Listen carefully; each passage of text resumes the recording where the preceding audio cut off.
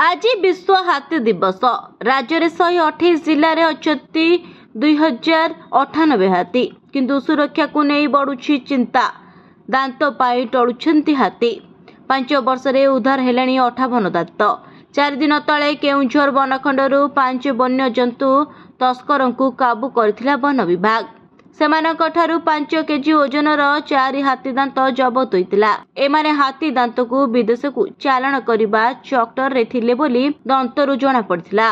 गत जून 2 तारिख रे crime branch special task force बौद्ध जिल्लार प्रमोद परिडा नामक जणे शिकारीठू 2टी हाथी दांत जबत करितिला।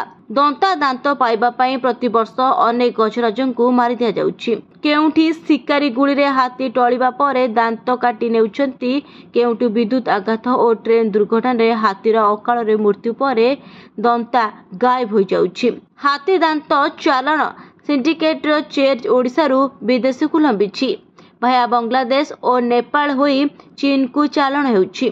वन विभाग तथ्य आधार रे 2017-18 रु गत वर्ष नवेम्बर भितरे मोट 674 हाथी मरिछति। विशेषकर तीर और गुलीमाड़ रे 22 हाथींकर जीवन जाइछि। मृत्यु परे प्राय सबु हाथींकर दांत काटी नेछंती शिकारी। ट्रेन धक्का 28टी, सड़क दुर्घटना 5टी और अन्य दुर्घटना 103टी हाथी मरिछंती। विद्युत धक्का खाई 123टी हाथींकर प्राण जाइछि। एथिरु अधिकांश हाथींकर दांत गायब हो जाइछि।